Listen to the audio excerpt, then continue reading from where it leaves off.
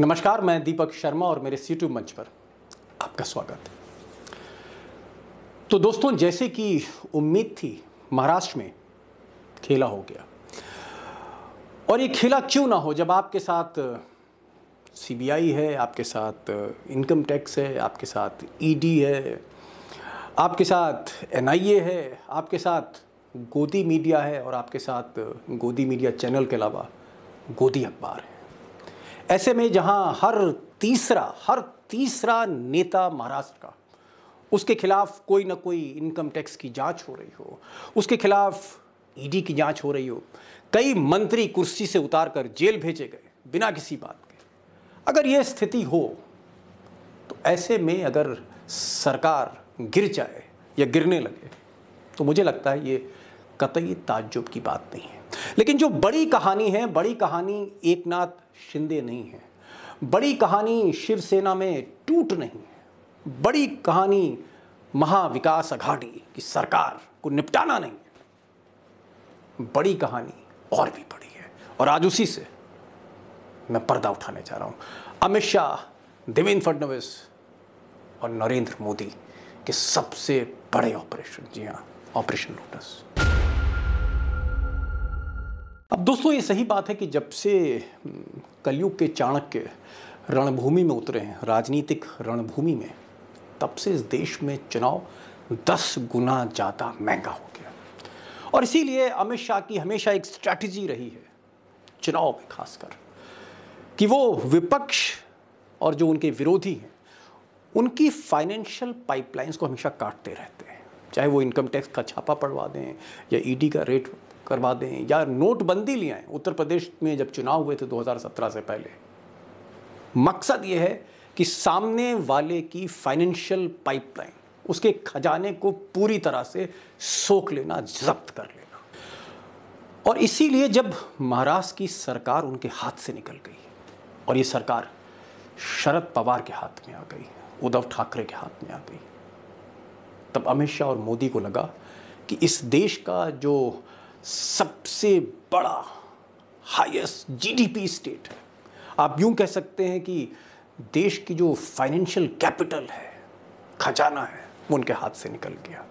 और अगर आप ये ग्राफिक्स देखें तो आप थोड़ा सा और आसानी से समझ सकते हैं। अब ये ग्राफिक्स देखकर आप समझ रहे होंगे कि महाराष्ट्र कितना इंपॉर्टेंट है, कितनी अहमियत है। और खासकर अमित शाह के लिए, जो महंगा चुनाव लड़ते हैं, जिन्होंने चुनाव महंगा कर दिया है, क्योंकि महाराष्ट्र इस देश का कुबेर है। आप यूं कह सकते हैं देश की तिजोरी है, फाइनेंशियल कैपिटल है। और अगर आप जीडीपी के आंकड़े देखें तो वाकई चौंकाने वाले हैं। महाराष्ट्र नंबर 1 पर है और बहुत ऊपर है नंबर 1 पर। $467 बिलियन ये महाराष्ट्र की जीडीपी है। देश में किसी राज्य के पास इतना पैसा नहीं है। इतना बड़ा कॉर्पोरेट, इतनी बड़ी इंडस्ट्री, शेयर मार्केट से लेकर सारी फाइनेंशियल इंस्टीट्यूशंस, सब की सब मुंबई में, महाराष्ट्र में। और इसीलिए वो नंबर 1 है। तमिलनाडु नंबर 2 पर है और काफ़ी नीचे है, $297 बिलियन। और नंबर 3 पे गुजरात, $270 बिलियन। तो गुजरात नंबर 3 स्टेट भी गुजरात लॉबी के पास है और महाराष्ट्र पर नज़र है। दरअसल जो मेरी बातचीत हुई कुछ बीजेपी के रिपोर्टर से, और अंदर खाने की जो बात है वो ये है कि पिछले कुछ चुनाव में, चाहे उत्तर प्रदेश में चुनाव हुआ जहां समाजवादी पार्टी लड़ रही थी, या बिहार में चुनाव हुआ जहां पर तेजस्वी टक्कर दे रहे थे नीतीश को और मोदी जी की बीजेपी को, या फिर पश्चिम बंगाल में चुनाव हो रहा था, ज़्यादातर राज्यों में जो फंडिंग हो रही थी, ऐसा लोग कहते हैं, साक्ष्य नहीं है, शरद पवार के ज़रिए फंडिंग हो रही थी। और शरद पवार के पास ही फिनेंस और होम और कई इंपॉर्टेंट पोर्टफोलियोज महाराष्ट्र में, पूरी गिरफ्त है उनकी महाराष्ट्र की कॉरपोरेट लॉबी में, महाराष्ट्र के खजाने में, शेयर मार्केट से लेकर हर बड़ी फाइनेंशियल इंस्टीट्यूशन पर शरद पवार की ग्रिप है। और यहीं से फंडिंग हो रही थी। क्योंकि अगर आप देखें, अगर आप राजस्थान को देखें जो इस वक्त कांग्रेस के पास है, या छत्तीसगढ़ को देखें जो कांग्रेस के पास है, या झारखंड है जहां पर शिबू सोरेन के बेटे और कांग्रेस की मिलीजुली सरकार है, अगर ये सारे आप स्टेट्स देखते हैं, यहाँ पर जो जीडीपी है, यहाँ पर जो कमाई है, जो राज्य की आमदनी है, वो अपने चुनाव लड़ने भर के लिए पर्याप्त है। झारखंड की हैसियत नहीं है कि वो महाराष्ट्र में या यूपी में किसी अखिलेश यादव को या किसी तेजस्वी यादव को फाइनेंस करते हैं। ये ताकत महाराष्ट्र के पास है और इसी ताकत को छीनने की ये जंग थी अमित शाह की और देवेंद्र फडणवीस की, जहां उन्होंने सारी ताकत झोंक दी, सारी एजेंसियों की ताकत झोंक दी, गोदी मीडिया की ताकत झोंक दी। तो एक तरफ तो दोस्तों महाराष्ट्र वापस मिल सकता है अमित शाह को, मोदी को, और वहां पर म्यूनिसिपैलिटी के चुनाव हो रहे हैं, म्यूनिसिपल कॉरपोरेशन के, जो 25 साल से जहां पर शिवसेना का राज है, उस वर्चस्व को भी तोड़ना है। लेकिन मैंने पहले भी कहा आपसे कि असली मकसद है फाइनेंशियल कैपिटल को अपने हाथ में लेना इस मुल्क के। और इसके लिए आप देखें कि अगर इसका जो मकसद है वो क्या होगा कि अगर महाराष्ट्र चला जाता या जैसे जा रहा है वो विपक्ष के हाथ से, तो महाराष्ट्र से जो इनकम हो रही थी, जो पूरे देश भर में फंडिंग हो रही थी इलेक्शंस की, अलग अलग पार्टियों को दिए जा रहा था जो पैसा, वो कहीं ना कहीं वो जो शरद पवार और कांग्रेस या शिवसेना, इनकी जो एक तिगड़ी वहाँ बैठी थी, आप कह सकते हैं कि अपोजिशन की पूरे फंडिंग मैकेनिज्म को ध्वस्त कर दिया एक तरह से।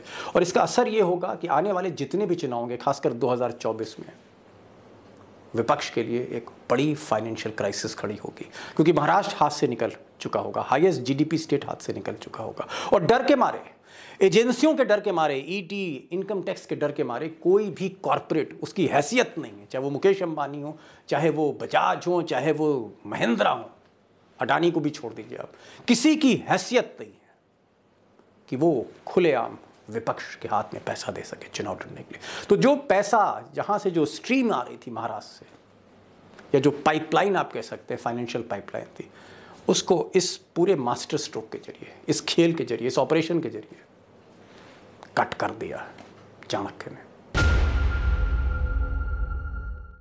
अब दोस्तों, पर्दे के पीछे जो असली खेल चल रहा था, इसको शरद पवार समझ रहे थे। शरद पवार बखूबी जान रहे थे कि आखिर मकसद क्या है, महाराष्ट्र को जीतने का या लूटने का या वहाँ सरकार को गिराने का। और इसीलिए उन्होंने उद्धव ठाकरे से आज शाम जब फ़ोन पे बात की तो उन्होंने कहा कि आप किसी भी सूरत में शिव सैनिक के जो बाकी विधायक इनको बुलाइए, किसी तरह से रोकिए। और तब उद्धव ठाकरे ने पहली बार फेसबुक पर, यूट्यूब पर वो लाइव गए और वहाँ पर उन्होंने कुछ मुख्य बातें कही। उन्होंने कहा कि ऐसा नहीं है कि उन्होंने कोई हिंदुत्व की लाइन को छोड़ दिया, ऐसा नहीं है कि उन्होंने बाला साहब की लाइन को छोड़ दिया, पार्टी की तरफ ध्यान नहीं दिया। उन्होंने कहा कि वो बीमार थे, 3 महीने उनका ऑपरेशन हुआ था, 3 महीने वो अस्पताल में थे, वहाँ से काम कर रहे थे। और जहाँ तक इस्तीफे की बात हो रही है, उन्होंने कहा कि अगर एकनाथ शिंदे, नाम नहीं लिया, उन्होंने कहा अगर एकनाथ शिंदे या कोई भी विधायक सामने आकर अगर मुझसे कहें कि इस्तीफ़ा दे दो, तो मैं अभी इस्तीफ़ा देने को तैयार हूँ। मैं चाहता हूँ कि मुझे हटाकर कोई और शिव सैनिक महाराष्ट्र का मुख्यमंत्री बन जाए, मैं तैयार हूँ, इस्तीफ़ा मेरे हाथ में, लेकिन आप सामने आइए। आप गुवाहाटी जाकर या सूरत जाकर या भाजपा की गोद में बैठकर आप ये बात ना करिए, आप मेरे सामने आइए, आंख से आंख मिलाइए और इस्तीफ़ा मांगिए। अब ये जो एक इमोशनल कार्ड था, वो शिव सैनिकों के लिए भी है, वो काडर के लिए भी है, वो एकनाथ शिंदे के लिए भी, और वो मैसेज फडणवीस और अमित शाह के लिए भी है।